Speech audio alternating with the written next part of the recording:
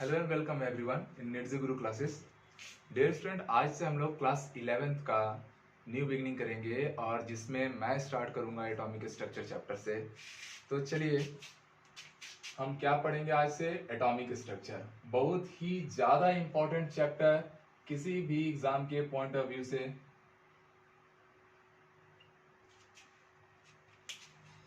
अगर आप जेई वाले हैं या आप नीट वाले हैं तो डेफिनेटली इसके एक दो क्वेश्चन तो आपको हर हाल में हर साल देखने मिलेंगे ही मिलेंगे। चलिए तो स्टार्ट तो करते हैं एटॉमिक स्ट्रक्चर। सबसे पहले बीइंग अ साइंस स्टूडेंट, आप जो भी चैप्टर पढ़ रहे हैं उस चैप्टर में जो वर्ड्स यूज होते हैं ना, चैप्टर का जो नाम है वो एक्चुअल में पहले आपको पता होना चाहिए। तो यहां भी नाम से क्लियर अभी atomic structure, that means atoms के स्ट्रक्चर के बारे में आपको पढ़ाई करनी है। अब ये एटम्स क्या है। ये एटम जैसे ही नाम आता है ना वैसे ही हमारे दिमाग में एक बहुत से फेमस से साइंटिस्ट का नाम आ जाता है, that was John Dalton. John Dalton को हम लोग एटॉमिक स्ट्रक्चर का फादर बोलते हैं और वो पहले पर्सन थे 1808 के आसपास जिन्होंने एटम की स्टडी की और उन्होंने बताया कि जो मैटर के जितने भी स्टेट होते हैं, आइदर सॉलिड, लिक्विड, गैस, जो भी स्टेट है, हालांकि 5 स्टेट 6 स्टेट हम लोग लेते हैं but mainly solid, liquid, gas, वो सभी के सभी स्टेट ऑफ मैटर बहुत tiny small non divisible particle से मिलकर बनता है और उसी पार्टिकल को क्या नाम दिया गया, एटम। डॉल्टन की थ्योरी आपने अपने लोअर क्लासेस 9 10 में पहले भी पढ़ी होगी। एक बार थोड़ा सा हम लोग रिवाइज कर लेते हैं। पहली बात तो उन्होंने यही बोली कि कोई भी सब्सटेंस रहे, कोई भी एलिमेंट रहे, कोई भी मैटर रहे, बहुत छोटे पार्टिकल से मिलकर बनेगा जिसको आप क्या नाम देंगे, एटम का नाम देंगे। सेकंड पॉइंट उन्होंने ये कहा कि अगर एक ही टाइप का एलिमेंट है, फॉर एग्जांपल आपने हाइड्रोजन गैस लिया, वो भी मिलियंस ऑफ मिलियंस एटम से मिलकर बना हुआ है, तो उसके सारे एटम का जो फिजिकल प्रॉपर्टी होगा, लाइक शेप, साइज, उसका वॉल्यूम, उसका मास, वो नियरली क्या रहेगा, सेम रहेगा। इसी पॉइंट का जस्ट अपोजिट पॉइंट हो गया था थर्ड पॉइंट, कि अगर दो डिफरेंट डिफरेंट एलिमेंट आप ले रहे हैं लाइक हाइड्रोजन एंड ऑक्सीजन, तो उनके जो एटम्स रहेंगे उनके फिजिकल प्रॉपर्टी डिफरेंट डिफरेंट रहेगी। दैट मींस कि उनके शेप, साइज, मास सब क्या रहेंगे, अलग अलग रहेंगे।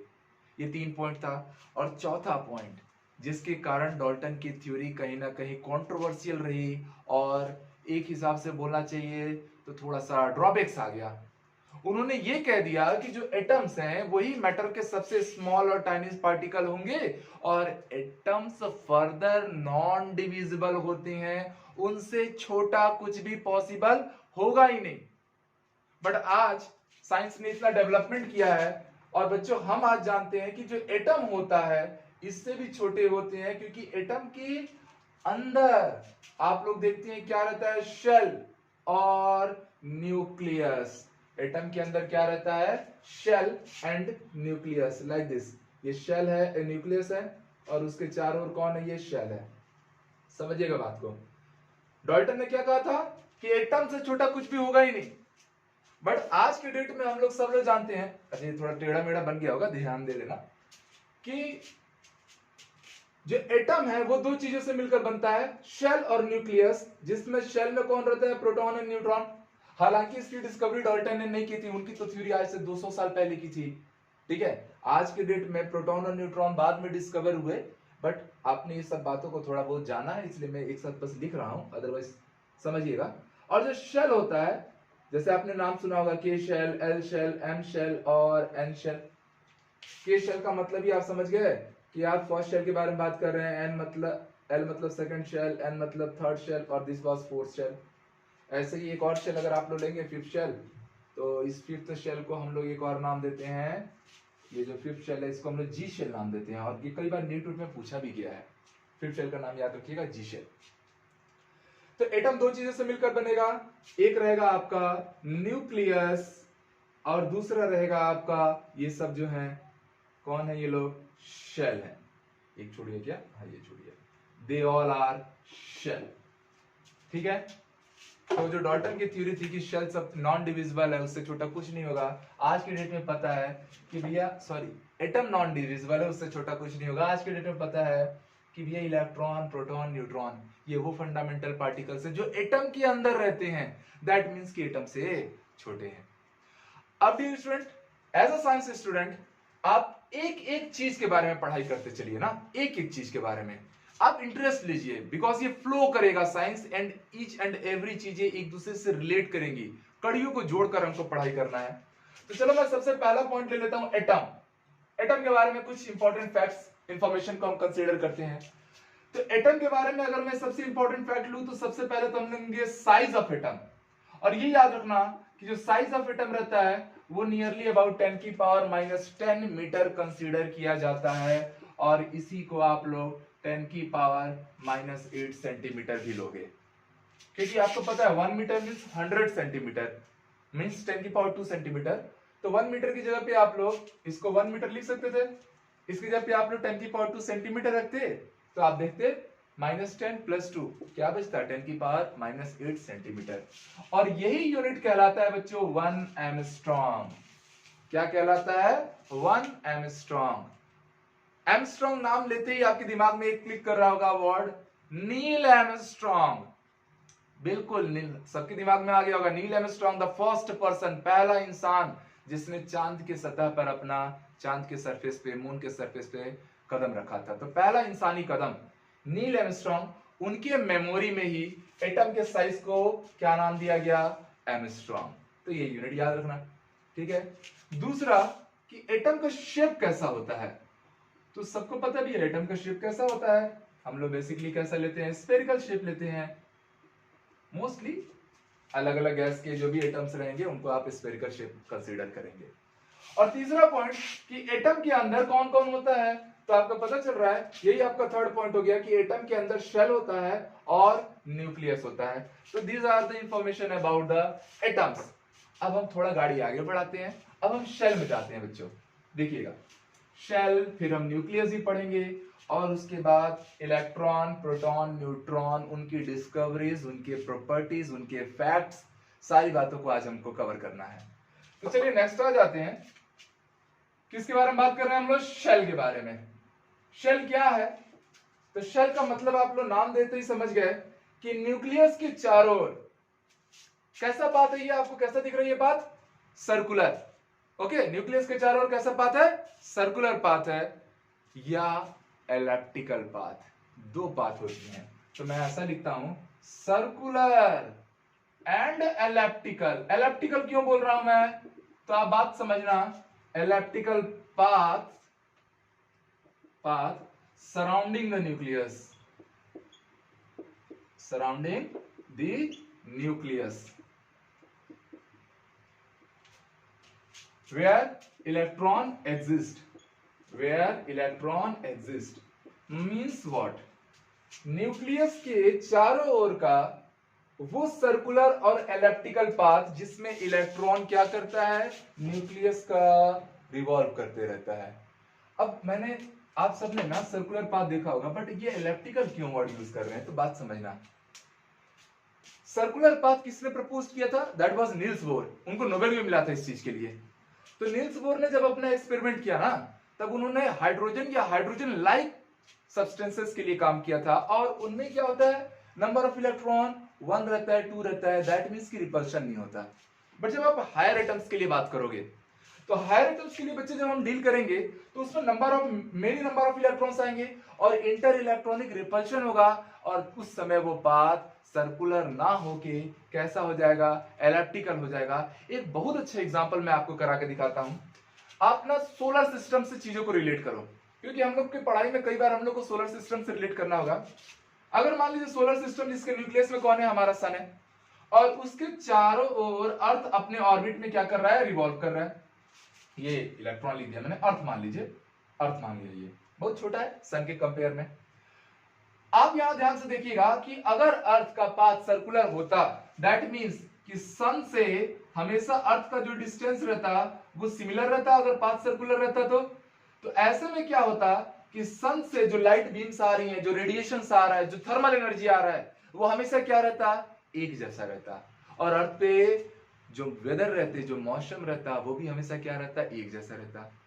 पर हम तो ये बात जानते हैं भाई कि सन के चारों ओर जो अर्थ रिवॉल्व कर रहा है उसके पास 4 डिफरेंट मौसम पाए जाते हैं, है कि नहीं। ऐसा इसलिए होता है क्योंकि मान लीजिए यहां से अर्थ अपना रोटेशन स्टार्ट किया और उसको एक पूरा चक्कर लगाने में 1 साल का समय लगेगा। 3-3 महीने के 4 स्लॉट बनते हैं, जिसमें आपके 4 अलग अलग सीजन आते हैं, winter season, autumn season, rainy season, summer season. ये सारा जो होता है ना, ये इसलिए होता है बिकॉज यहाँ पर ये अर्थ सन के चारों ओर कौन से पाथ में रिवॉल्यूशन कर रहा होता है, तो वो है एलिप्टिकल पाथ, जिसकी 2 अलग अलग रेडियस होती है, और एवरेज रेडियस आप कंसीडर करते हो सन और अर्थ के बीच का, जो इनका एवरेज रहता है नियर अबाउट 15 करोड़ किलोमीटर, जो भी बोलते होंगे आप। जब यहां से यहां तक आएगा, ये 3 मंथ का पीरियड है, तो ये सन के बिल्कुल पास है, समर सीजन। फिर यहां से यहां जाएगा, रेनी सीजन आएगा। फिर यहां से जब वो यहां जा रहा है, तो ये 3 महीने का जो पाथ है, इस समय वो सन से बिल्कुल दूर है, तो ये कौन सा सीजन हो रहा है, ये आपका विंटर सीजन हो रहा है। तो अर्थ सन के चारों ओर, बच्चों याद रखिए, सर्कुलर पाथ में रिवॉल्व नहीं कर रहा है। किस पाथ में रिवॉल्व कर रहा है, एलिप्टिकल पाथ में। उसी तरीके से जो हायर एटम रहेंगे, जिनमें नंबर ऑफ इलेक्ट्रॉन ज्यादा रहेंगे, उनमें इंटर इलेक्ट्रॉनिक रिपल्शन होने के कारण वो इलेक्ट्रॉन भी अपने न्यूक्लियस के चारों ओर एलिप्टिकल पाथ में रिवॉल्व करेंगी। बात समझ में आया? तो ये जो मैंने डायग्राम थोड़ा टेढ़ा मेढ़ा गलती से बना दिया था, वो एक्चुअल में आप सही है, बिकॉज पाथ कैसा रहेगा, एलिप्टिकल रहेगा, परफेक्टली सर्कुलर नहीं रहेगा। दूसरी बात, अगर शेल के बारे में और इंफॉर्मेशन लेनी है, तो जो शेल है, ये मान लीजिए हमारा शेल है, ये उसकी n की वैल्यू है, और यहाँ पर मैक्सिमम नंबर ऑफ इलेक्ट्रॉन है। सब आपने छोटे क्लासेस में पढ़ा है। क्या क्या शेल लेते हैं, के, एल, एम, एन और जी शेल। ठीक है, के शेल में हम लोग n की वैल्यू क्या लेते हैं, 1, फर्स्ट शेल बोलते हैं। This was second shell. n shell को हम थर्ड शेल बोलते हैं। n हो जाता है हमारा फोर्थ शेल, और ये है हमारा G shell means fifth shell. Maximum number of electron, Bohr Bury scheme याद आ रहा होगा, 2n²। n की वैल्यू पुट करते जाइए आप। तो फर्स्ट शेल में मैक्सिमम कितने इलेक्ट्रॉन अकरेंस पॉसिबल है, that means 2 electrons. Second shell में n की वैल्यू 2 रखा, 2² 4 × 2, कितने इलेक्ट्रॉन आ गए डियर स्टूडेंट, 8 इलेक्ट्रॉन्स। फिर यहां देखिए, n की जगह पे आप 3 रखिए, 3² 9 × 2, हाउ मेनी इलेक्ट्रॉन्स, 18। आगे देखिए 32 इलेक्ट्रॉन, ये कितना इलेक्ट्रॉन हो जाएगा, 5² 25 × 2, टोटल इलेक्ट्रॉन कितने आएंगे जी शेल में, दैट वाज 50 इलेक्ट्रॉन। ऐसे मैं आपसे बोलूं 10th शेल में कितने इलेक्ट्रॉन आएंगे, 10² 100 × 2 200। ठीक है, तो कोई भी नंबर ऑफ शेल में मैक्सिमम इलेक्ट्रॉन कितने पॉसिबल हैं, वो सारी बातें भी आप लोग बता पा रहे हैं। और थर्ड इंफॉर्मेशन, शेल में रहता कौन है, तो शेल में कौन रहता है, तो इलेक्ट्रॉन्स रहते हैं। एटम के बारे में आपने जाना, शेल के बारे में जाना। एटम स्फेरिकल थे, बट शेल सर्कुलर भी थे और एलिप्टिकल भी थे। अब थर्ड पॉइंट हम लोग आ जाते हैं, दैट इज न्यूक्लियस। न्यूक्लियस कौन डिस्कवर किया था, तो अगर न्यूक्लियस को डिस्कवर्ड बात की जाए, तो ये किया था रदरफोर्ड जी ने। रदरफोर्ड, ठीक। और उन्होंने ये भी बताया था, हालांकि हम लोग को रदरफोर्ड एक्सपेरिमेंट हम क्लास 9 10 में भी पढ़े रहते हैं, एज वेल एज हमारी 11th के एटॉमिक स्ट्रक्चर के सिलेबस में भी रहता है, तो हमको वो करना ही है। मैं एटॉमिक मॉडल्स पढ़ाऊंगा, Thompson model, Rutherford model, Bohr model, तो वहां पर ये पार्ट हम लोग ऑटोमेटिकली कवर करने वाले ही हैं काफी डिटेल में, क्योंकि एग्जाम में पूछता है आपके एकेडमिक्स में। पहली बात देखिएगा, न्यूक्लियस डिस्कवर कौन किया, रदरफोर्ड। अभी इंपॉर्टेंट फैक्ट बस देख लेंगे। और उन्होंने माना कि न्यूक्लियस के अंदर, न्यूक्लियस में कौन कौन से लोग रहते हैं, तो positive charge particle proton, as well as neutral charge particle neutron. ये दो चीजें कहां पाई जाएंगी, इनसाइड द न्यूक्लियस। और एक और चीज जान लेना डियर स्टूडेंट, कि प्रोटॉन और न्यूट्रॉन दोनों को कंबाइन फॉर्म में एक नाम दिया जाता है, दैट इज न्यूक्लियॉन्स। क्या कहते हैं, न्यूक्लियॉन्स। जैसे हम इंडिया में रहते हैं, हमको क्या कहते हैं, इंडियन, वैसे जो न्यूक्लियस में रहेगा उसको क्या बोलोगे, न्यूक्लियॉन्स। और न्यूक्लियस में कौन है, प्रोटॉन और न्यूट्रॉन है, तो इनका पेयर क्या कहलाता है, या इनका कॉम्बिनेशन क्या कहलाता है, nucleons. Third point about nucleus, कि total mass of atom is stored inside the nucleus,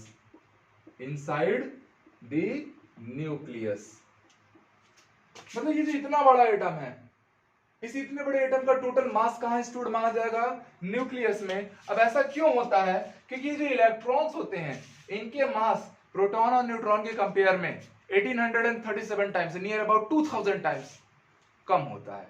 तो इलेक्ट्रॉन के मास को हम लोग बेसिकली इग्नोर कर देते हैं। 9th में आपने पढ़ा भी होगा, एटॉमिक मास जब आप लेते थे तो number of proton and number of neutrons करते थे, इलेक्ट्रॉन को आप इग्नोर कर देते थे बिकॉज उसका मास इनके कंपेयर में क्या है, नेग्लिजिबल है। इसीलिए जहां पर प्रोटॉन और न्यूट्रॉन है उस छोटे से जगह को ही हमने माना कि इतने बड़े एटम का टोटल मास स्टोर्ड माना जाएगा। फोर्थ पॉइंट अगर बच्चों आप देखेंगे साइज, इसका साइज कितना होता है तो वो याद रख लीजिए, नियर अबाउट 10 की पावर -15 मीटर और 10 की पावर -13 सेंटीमीटर होता है, जिसको हम 1 फर्मी मीटर का नाम देते हैं, 1 फर्मी मीटर। आप देखिए एटम का साइज कितना आता है 10 की पावर -10 मीटर और न्यूक्लियस का साइज कितना है 10 की पावर -15 मीटर। तो यहां से एक पॉइंट हमको मिल रहा है कि भैया ये जो छोटा सा न्यूक्लियस है ना, ये इतने बड़े एटम का 1 लाख टाइम स्मॉल है। समझ में आया? 1 लाख गुना ज्यादा छोटा होता है न्यूक्लियस उसके एटम के रिस्पेक्ट में, ऐसा याद रखना। तो ये कुछ इंपॉर्टेंट पॉइंट्स थे अबाउट न्यूक्लियस। हमने एटम के बारे में जाना, शेल के बारे में जाना और न्यूक्लियस के बारे में भी जाना। इलेक्ट्रॉन कहाँ रहेंगे, शेल में। न्यूक्लियस में कौन है, प्रोटॉन एंड न्यूट्रॉन। शेल का साइज कैसा है, सर्कुलर भी है और इलेप्टिकल भी है। ये क्वांटम नंबर में आप लोग और ज्यादा डिटेल में सीखना। चलिए तो यहां तक की बातें हमने कवर की। तो हमने एटम के बारे में जाना, एटम के अंदर शेल और न्यूक्लियस रहेंगे। साइज 10 की पावर -10 मीटर रहेगी, जिसको 1 एंगस्ट्रॉम कहा। शेल के बारे में जाना कि भैया इलेप्टिकल रहेगा, सर्कुलर रहेगा। और फिर हमने न्यूक्लियस के बारे में भी जाना कि वहां पर प्रोटॉन न्यूट्रॉन रहेंगे, जिनके कॉम्बिनेशन को न्यूक्लियस कहा गया। अब डियर स्टूडेंट, इस पढ़ाई को थोड़ा धीरे धीरे और आगे बढ़ाइए, कड़ियों को जोड़ते चलिए। अब बात आ गई इलेक्ट्रॉन, प्रोटॉन, न्यूट्रॉन की। एटम, शेल, न्यूक्लियस से उठ के हम कहाँ आ गए, इलेक्ट्रॉन, प्रोटॉन और न्यूट्रॉन की। तो हम स्टार्ट कर रहे हैं इलेक्ट्रॉन्स के बारे में पढ़ना। इलेक्ट्रॉन्स क्या होते हैं, इलेक्ट्रॉन E- से रिप्रेजेंट किया जाता है। सबसे पहले तो इसकी डिस्कवरी पे बात करेंगे। काफी सारे साइंटिस्टों का कंट्रीब्यूशन रहा है। इनफैक्ट जिसने इलेक्ट्रॉन डिस्कवर किया उसको नोबेल प्राइज भी मिला है। ठीक है, पूरी दुनिया का सबसे बड़ा प्राइज और बहुत सारे पैसे भी मिलते हैं। ठीक है, तो इलेक्ट्रॉन्स के बारे में बात किया गया। तो इलेक्ट्रॉन के लिए सबसे पहले जो नाम सामने आया था that was Michael Faraday. Michael Faraday, इनको आप लोग केमिस्ट्री में क्लास 12 में इलेक्ट्रोकेमिस्ट्री नाम का जो चैप्टर है वहां भी आप लोग पढ़ेंगे। उन्होंने इलेक्ट्रोलाइसिस के प्रोसेस के दौरान कुछ चीजें देखी थी और वहां से ही एक हिंट मिला था लोगों को एक डिस्चार्ज ट्यूब के अंदर एक्सपेरिमेंट करने का। अब डिस्चार्ज ट्यूब क्या होता है, तो एक समझ लो एकदम मोटे से ग्लास का एक ट्यूब रहेगा, जिसके अंदर आप समझ लीजिए इसके अंदर हमने टोटल वैक्यूम जैसा मीडियम जनरेट कर रखा है। ठीक है, ये मेरा टोटल अंदर क्या है, वैक्यूम है।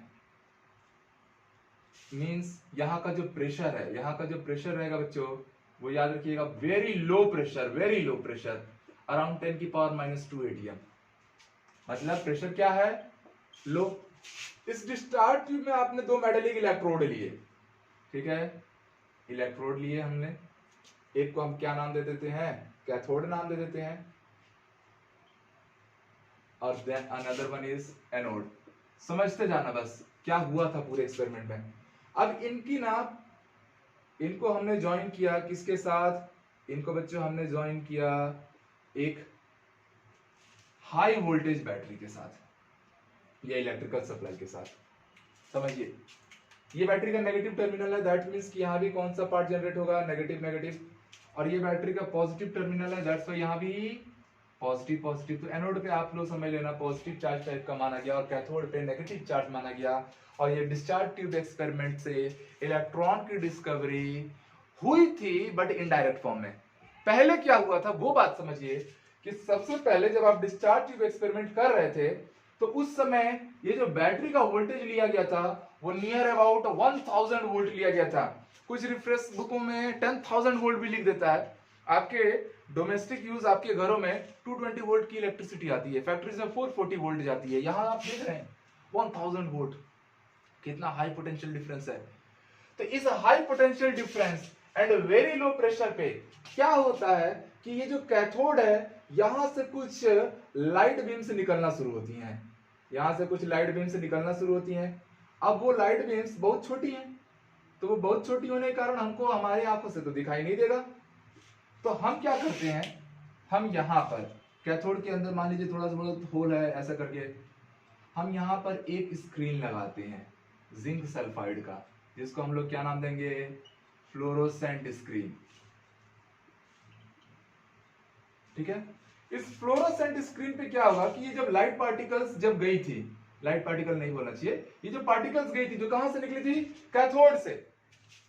अच्छा, ये इलेक्ट्रोड क्या होता है, तो इलेक्ट्रोड का मतलब समझ लो, ये जैसे मार्कर है, ये अगर ये मार्कर कॉपर का रहता तो मैं इसको कॉपर इलेक्ट्रोड नाम देता, तो कुछ नहीं, इलेक्ट्रोड मतलब एक समझ लो मेटालिक टुकड़ा है।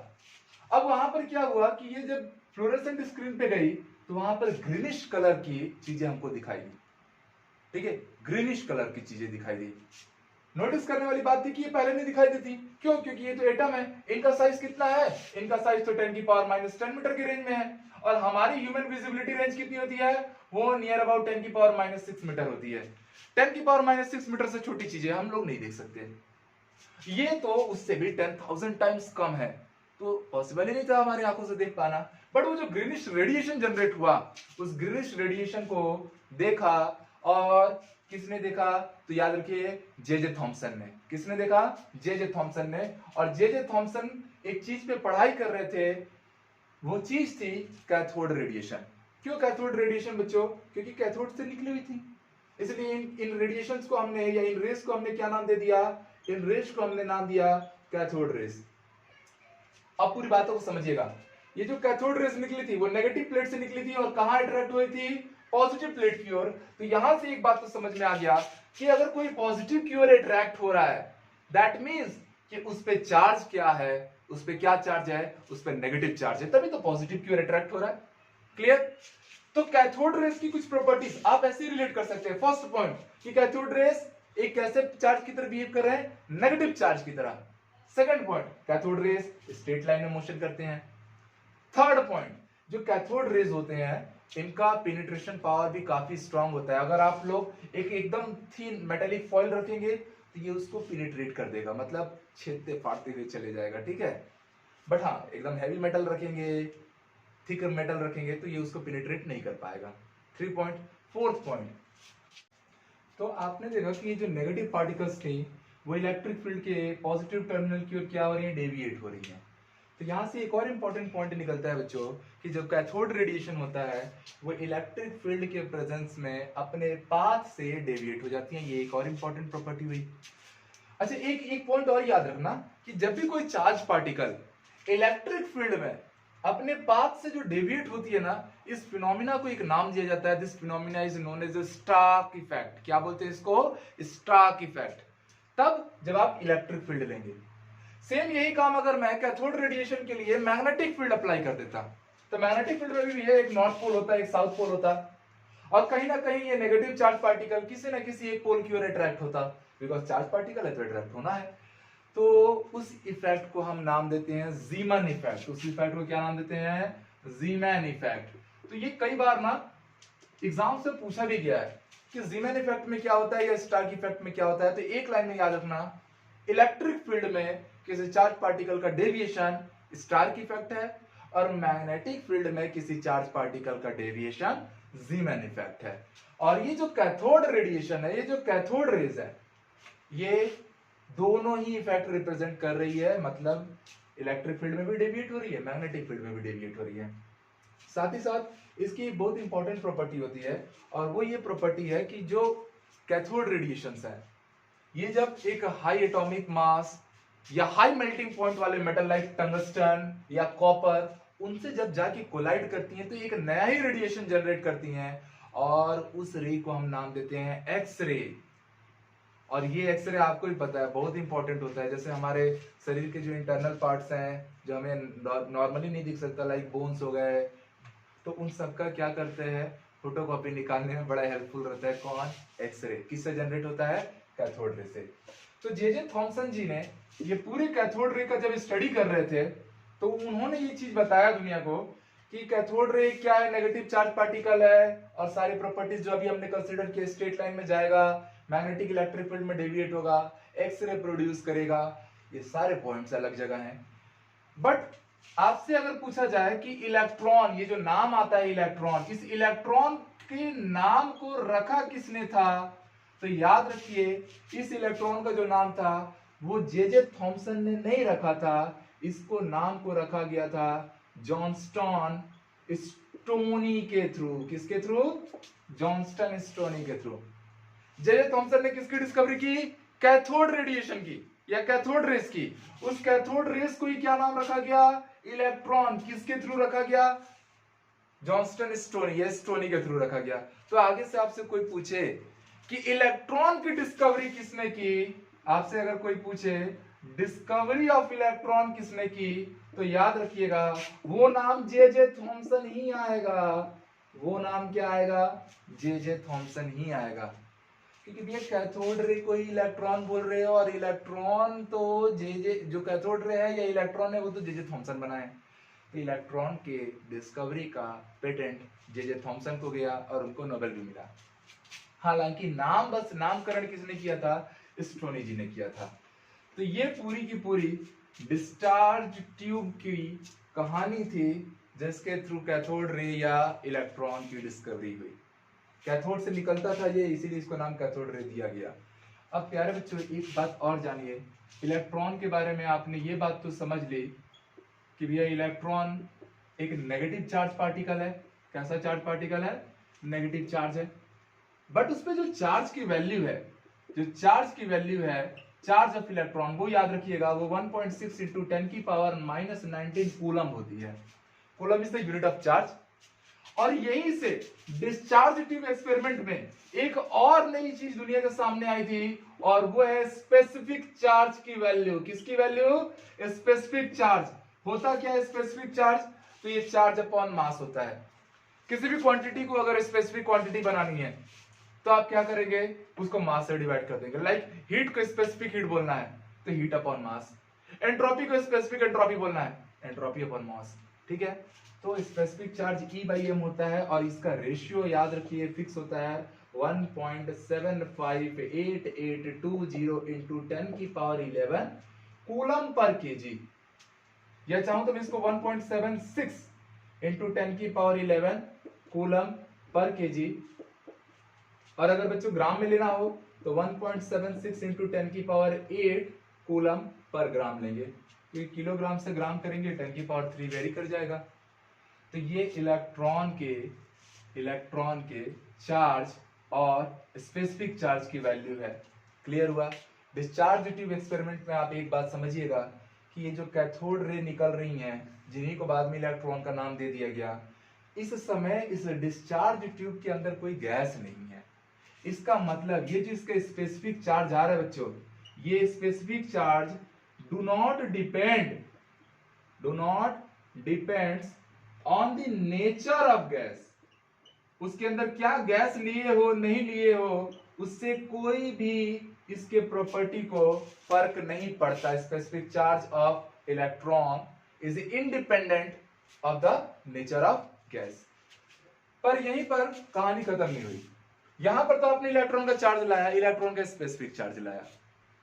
अब बात आएगी मास ऑफ इलेक्ट्रॉन कैसे आएगा। तो चलिए, मैं ये डिस्चार्ज ट्यूब एक्सपेरिमेंट सबको ठीक से समझ में आ गया होगा। मैं मास ऑफ इलेक्ट्रॉन में एक नया साइंटिस्ट सामने आया, और वो थे मिलिगन। कई बुकों में मुलिगन भी बोला जाता है। तो मिलिगन के एक्सपेरिमेंट से इलेक्ट्रॉन के मास की डिस्कवरी हुई। और कैसे हुई तो चलिए देख लेते हैं एक्सपेरिमेंट को। उन्होंने क्या किया, उन्होंने ना एक ऐसा टर्मिनल प्लेटिंग टाइप का एक ऐसा लिया। ओके, समझिएगा, ठीक है।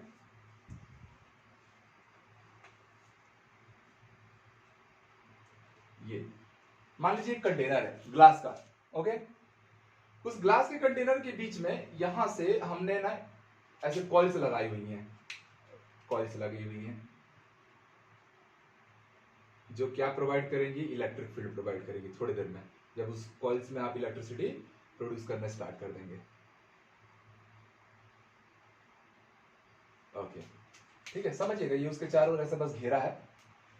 सबसे पहले क्या किया, कोई करंट पास नहीं हो रहा है। आपने मस्टर्ड ऑयल लिया। मस्टर्ड ऑयल लेने का कारण था, आप कोई भी ऑयल ले सकते थे, बट मस्टर्ड ऑयल में क्या होता है, स्पेसिफिक चार्ज काफी ट्रांसपेरेंट रहता है, मतलब अच्छा माना जाता है। ठीक है, इसलिए कई बार आप देखेंगे मसाला साज में भी सबसे ज्यादा मस्टर्ड ऑयल यूज करते हैं, कुछ तो प्रॉपर्टी होगी। तो मस्टर्ड ऑयल एक्सपेरिमेंट भी बोलते हैं इसको। मस्टर्ड ऑयल जब उन्होंने ड्रॉप किया, कोई इलेक्ट्रिक फील्ड ऑन नहीं है, तो क्या हुआ, वो मस्टर्ड ऑयल आप ऐसे ड्रॉप करेंगे, आपको भी पता है वो सीधे सीधे क्या हो जाएगी, नीचे आके ड्रॉप कर जाएगी। क्यों? क्योंकि नीचे की ओर कौन सा फोर्स लग रहा है, ग्रेविटेशनल फोर्स, उसका वेट लग रहा है W = mg। ठीक है, ग्रेविटी उसको अट्रैक्ट कर रही है नीचे की ओर। अब उन्होंने क्या किया, उन्होंने इलेक्ट्रिक फील्ड को ऑन कराया। जब इलेक्ट्रिक फील्ड को ऑन कराया ना, तब वो मस्टर्ड ऑयल अब धीरे धीरे आ रही है। क्यों? क्योंकि अब ऊपर की ओर एक फोर्स लग रहा है, वो कौन सा फोर्स है, इलेक्ट्रोस्टैटिक फोर्स। अब इन्होंने इलेक्ट्रोस्टैटिक फोर्स की वैल्यू को बढ़ाते गए, एक टाइम ऐसा भी आया जब इलेक्ट्रोस्टैटिक फोर्स और जो उसका वेट था, ये दोनों आपस में क्या हो गए, इक्वल हो गए। और जब वो इक्वल होगा ना, तो वो मस्टर्ड ऑयल ऐसा लगेगा, ना नीचे जाएगा ना ऊपर जाएगा, वो बीच में फ्लोट करता हुआ, तैरता हुआ नजर आएगा। तो उस समय उन्होंने इलेक्ट्रॉन की मास की डिस्कवरी की और उन्होंने बोला कि जो मास ऑफ इलेक्ट्रॉन है, चार्ज ऑफ इलेक्ट्रॉन की वैल्यू पहले से आ चुकी थी, उससे उसके स्पेसिफिक चार्ज को डिवाइड किया। अब देखिए ना, ई कैंसिल हो जाएगा, मास ही तो आएगा, पर आप डाटा रखिए, दिस इज 1 पॉइंट, मास तो नेगेटिव होता नहीं है, तो डाटा बस लीजिएगा उसका, डिवाइडेड बाई इसकी वैल्यू आपने अभी लाई थी 7.5882 इंटू 10 की पावर 11। जब इन दोनों ही वैल्यूज को सॉल्व किया गया तो एक नया वैल्यू आया और मिलिगन के एक्सपेरिमेंट से मास ऑफ इलेक्ट्रॉन की डिस्कवरी हुई, उसकी वैल्यू पता चली। ठीक है, डिस्कवरी नहीं, वैल्यू पता चली। इसी को अगर आपको ग्राम में लेना होगा डियर स्टूडेंट, तो आप इसको 10 की पावर -28 ग्राम लेंगे, 9.1 इंटू 10 की पावर -28 ग्राम। तो इस तरीके से पूरे इलेक्ट्रॉन की एक कहानी थी। पहले फैराडे आए, फिर जे थॉमसन ने कैथोड रेस की स्टडी की, उसको नाम इलेक्ट्रॉन किसने दिया, तो जॉनस्टन स्टोनी ने नाम दिया। उसके स्पेसिफिक चार्ज की वैल्यू 1.76 इंटू 10 की पावर 11 कूलम पर केजी। उसकी चार्ज की वैल्यू, तो नेगेटिव चार्ज है नेचर में और वैल्यू है 1.6 इंटू 10 की पावर -19 कूलम। और उसके मास की वैल्यू किसने लाया था, तो ये मिलिकन्स के एक्सपेरिमेंट से आया था, मिलिकन्स एक्सपेरिमेंट, या मिलिकन्स ऑयल ड्रॉप एक्सपेरिमेंट के नाम से भी, या मस्टर्ड ऑयल एक्सपेरिमेंट के नाम से भी जाना जाता है, जिसमें मास की वैल्यू 9.1 इंटू 10 की पावर -31 किलोग्राम होती है। तो इस तरीके से पूरा का पूरा हमारा इलेक्ट्रॉन डिस्कवर हुआ। कौन नाम रखा, कौन डिस्कवरी किया, ये बातों को लेकर आप लोग क्लियर रहिए। हालांकि ऐसे नाम याद रखने का 11-12 के बच्चों को कोई जरूरत नहीं है, क्योंकि किसी एंट्रेंस से पूछेगा नहीं। बट जिन साइंटिस्टों ने ये किया है, सालों का उनका मेहनत है, तो थोड़ा सा उनको ट्रिब्यूट दे सकते हैं हम लोग। अब चलिए बच्चों, हम आगे आ जाते हैं। हमने एटम देखा, शेल देखा, शेल में इलेक्ट्रॉन को डिस्कवर किया। अब बात आती है न्यूक्लियस की, और न्यूक्लियस में कौन है, तो प्रोटॉन है और न्यूट्रॉन है। तो अब हम पढ़ेंगे discovery of proton, discovery of proton. इसकी जो डिस्कवरी है, ये एनोड रेस से हो, इसको आप एनोड रेस और कैनल रेस भी बोलेंगे। कैनल रेस के डिस्चार्ज ट्यूब से आपको इसको डिस्कवर करना है। चलिए फिर से डिस्चार्ज ट्यूब बना लीजिए, बट इस बार डिस्चार्ज ट्यूब में याद रखिएगा थोड़ी सी चीजें पहले से अलग होने वाली हैं, ध्यान दीजिएगा। यहां पर फिर से मेरा एनोड वाला टर्मिनल है, दिस इज एनोड, और ये है मेरा कैथोड। ओके, इस बार जो स्क्रीन रहेगा, फ्लोरोसेंट स्क्रीन, वो कैथोड के पीछे रहेगा। ये कौन है, cathode rays, sorry cathode electrode. ये कैथोड है, वो एनोड हो गया। मैंने इनको ऐसे बैटरी से ऐड कर दिया, सॉरी कैथोड को तो नेगेटिव से करना है। ओके, इस बार भी voltage very high, around 1000 volt, और प्रेशर तो पहले से भी ज्यादा लो रहेगा। इस बार तो प्रेशर पहले से भी ज्यादा लो रहेगा, मतलब very low pressure, very low pressure, near about 10 की पावर -3 एटीएम, या mmHg में आप लेना, ठीक है, 10 की पावर -3 एटीएम, पहले से भी थोड़ा और कम करके प्रेशर और हाई वोल्टेज पे। इस बार क्या रहेगा, इस बार मगर याद रखना, इस बार अंदर गैस है, इस बार कंप्लीट वैक्यूम नहीं है। यही फर्क है cathode ray discharge tube experiment और कैनल रे या एनोड रे डिस्चार्ज ट्यूब एक्सपेरिमेंट में। ये कैथोड रेस में आपने अंदर मीडियम कंप्लीट वैक्यूम बनाने का ट्राई किया था, बट यहाँ पर अंदर गैसेस इंसर्टेड है। ठीक है, अब हुआ क्या, तो आप हमेशा की तरह समझिए कि ये जो कैथोड रेडिएशन थे, सॉरी कैथोड इलेक्ट्रोड था, यहां से जो चार्ज पार्टिकल निकले वो कैसे चार्ज पार्टिकल थे, नेगेटिव चार्ज पार्टिकल थे, और यही बाद में क्या कहलाए थे, इलेक्ट्रॉन कहलाए थे। इसलिए मैं इसको ऐसा E- लिख देता हूं, चलेगा। ठीक है, वो तो डिस्कवर तो कर चुके हम लोग, एस्ट्रोनॉमी ने उसका नाम भी दे दिया इलेक्ट्रॉन। अगर मान लीजिए इसमें हल्का हल्का सा ऐसे मान लीजिए होल्स हैं, तो यहीं पे पॉजिटिव चार्ज पार्टिकल पीछे की ओर बाहर निकलेंगे। ये थोड़ा सा कंट्रोवर्शियल लग सकता है कि कैथोड रेस कैथोड इलेक्ट्रोड से जनरेट होती हैं, बट एनोड रेस एनोड से ओरिजिनेट नहीं होती। This is very important point. Two important point जिनमें डिफरेंस याद रखना। पहला, कैथोड रेडिएशन जब आप पढ़ रहे थे या कैथोड रे एक्सपेरिमेंट पढ़ रहे थे तब अंदर कोई गैस नहीं थी, बट एनोड एक्सपेरिमेंट में अंदर गैस कंसीडर किया गया, पहली बात। दूसरी बात कि कैथोड रे कैथोड इलेक्ट्रोड से जनरेट होती है, बट एनोड रे जरूरी नहीं है कि एनोड इलेक्ट्रोड से जनरेट हो, वो कैथोड के पीछे जनरेट होती हैं, और यही जाके इस जिंक सल्फाइड के फ्लोरोसेंट स्क्रीन पर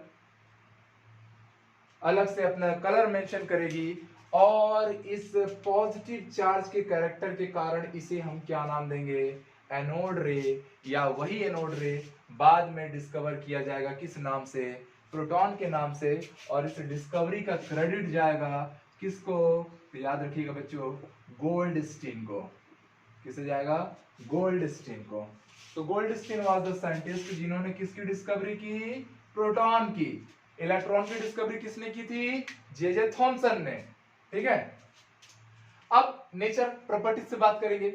तो पहला कि जो एनोड रेडिएशन, ये जो एनोड रे है, बार बार रेडिएशन बोल दे रहे हैं, ये जो एनोड रे है वो कैथोड रे की तरह ही स्ट्रेट लाइन में मोशन करती है, फर्स्ट पॉइंट। सेकंड पॉइंट, अगर आप यहां भी मैग्नेटिक फील्ड या इलेक्ट्रिक फील्ड अगर आप लगा रहे बच्चों, तो इस मैग्नेटिक फील्ड या इलेक्ट्रिक फील्ड के थ्रू आप खुद समझ पा रहे हैं, ये मान लीजिए पॉजिटिव टर्मिनल है इलेक्ट्रिक फील्ड का और ये नेगेटिव है, तो ये जो पॉजिटिव चार्ज पार्टिकल है ये नेगेटिव की ओर क्या हो जाएगा, अट्रैक्ट होने लगेगा।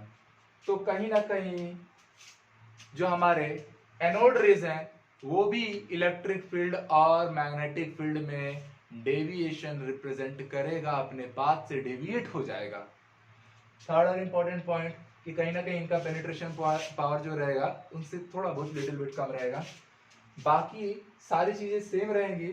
और एक इंपॉर्टेंट डिफरेंस ये रहेगा कि इसका जो E/m का जो रेशियो रहेगा, इसका जो E/m का रेशियो रहेगा, इसका एनोड रे का, वो डिपेंड करेगा, depends on the nature of gas, depends on the nature of gas. इससे एक और इंपॉर्टेंट पॉइंट सामने आ जाएगी कि अगर ये नेचर ऑफ गैस पे डिपेंड कर रहा है इसके स्पेसिफिक चार्ज की वैल्यू, दैट मींस कि अगर हमारे पास इस डिस्चार्ज ट्यूब के अंदर अलग अलग गैसेस रहेंगी तो उसकी E/m स्पेसिफिक चार्ज की वैल्यूज भी अलग अलग आएंगी। तो this is very important point. Specific charge of proton या anode rays depend upon nature of gas, और कैथोड रेज इंडिपेंडेंट होती हैं। ठीक है, तो इस तरीके से प्रोटॉन की टोटल डिस्कवरी हुई। बाकी प्रोटॉन से रिलेटेड कुछ इंपॉर्टेंट फैक्ट्स अगर देख लें तो फैक्ट्स में तो पहला फैक्ट्स यही आएगा कि भैया डिस्कवरी किसने की, तो आप इमीडिएटली बोलेंगे सर गोल्डस्टीन। डिस्कवरी किसने की थी, तो गोल्डस्टीन ने। मान लीजिए पहला पॉइंट हो गया, लिख ही देता हूं, डिस्कवरी गोल्डस्टीन।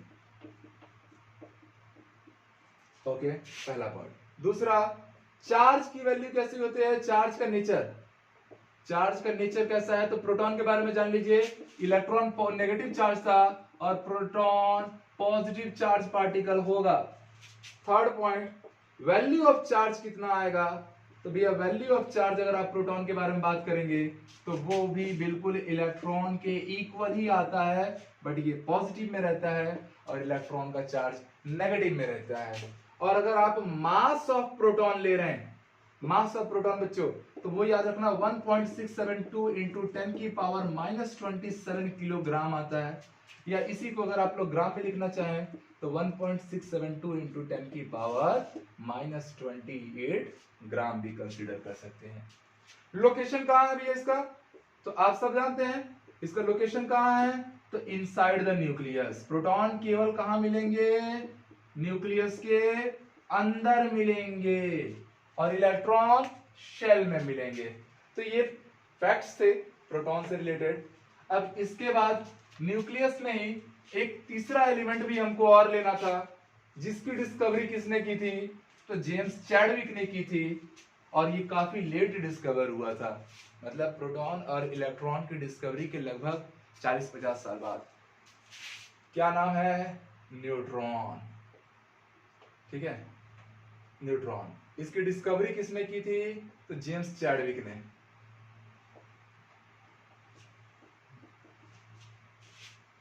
इसका मास कितना आता है? मास ऑफ न्यूट्रॉन, तो याद रखिए वो 1.674 इंटू 10 की पावर माइनस 27 किलोग्राम होता है, या इसी को आप लोग 1.674 इंटू 10 की पावर माइनस 24 ग्राम ले सकते हैं। मतलब देखने वाली बात यह है कि जो प्रोटॉन और न्यूट्रॉन की मासेस हैं वो नियरली सेम है। प्रोटॉन का 1.672 था, मतलब 0.002 का डिफरेंस बस है इन लोग के बीच में, और न्यूट्रॉन का 1.674 है। तो मास के हिसाब से proton and neutrons are nearly similar to each other, और चार्ज के हिसाब से electrons and protons are equal to each other. तो ये एक इंपॉर्टेंट पॉइंट याद रखना। एज वेल एज अगर आप चार्ज लेंगे किस पर? न्यूट्रॉन पे, तो सबको पता है न्यूट्रॉन चार्जलेस पार्टिकल है, दैट मीन्स कि उस पर जीरो चार्ज रहेगा। कहाँ लोकेटेड पाया जाएगा? तो बिल्कुल प्रोटॉन की तरह ये भी इनसाइड द न्यूक्लियस मिलेगा। तो ये थे इलेक्ट्रॉन, प्रोटॉन और न्यूट्रॉन। इन सब के बारे में हमने बात किया। हमने पढ़ाई के स्तर को ऐसा लेके ही गया, पहले हमने एटम जाना, फिर शेल जाना, फिर न्यूक्लियस जाना, फिर उनके अंदर रहने वाले जो फंडामेंटल पार्टिकल्स हैं उनके बारे में जाना, उनकी डिस्कवरी जाना। अब बच्चों एक और इम्पोर्टेंट काम करेंगे। ये तो इलेक्ट्रॉन, प्रोटॉन और न्यूट्रॉन्स थे, ये 18-19 सेंचुरी के आसपास में डिस्कवर हुए, बट आज का साइंस और ज्यादा अपडेट है। आज हमने सब एटॉमिक पार्टिकल्स भी डिस्कवर कर रखे हैं, जिनको हम लोग नॉन फंडामेंटल पार्टिकल बोलते हैं। फंडामेंटल पार्टिकल में electron, proton and neutron, and non fundamental particle, चलिए अब उसमें हम लोग ध्यान देंगे।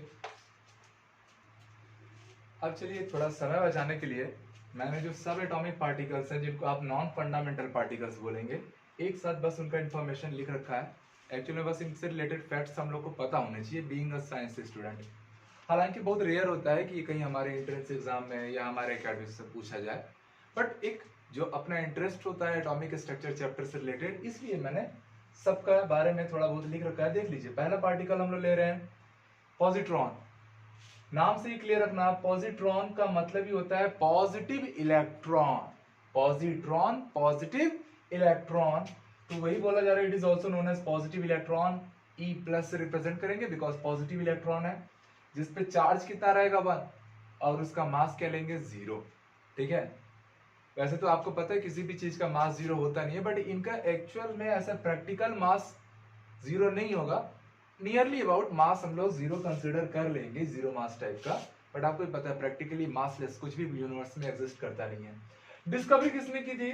तो इसकी डिस्कवरी 1932 में सीडी एंडरसन के थ्रू की गई थी। चार्ज पॉजिटिव इलेक्ट्रॉन था, तो इलेक्ट्रॉन के चार्ज के सामने क्या लगेगा? Positive symbol.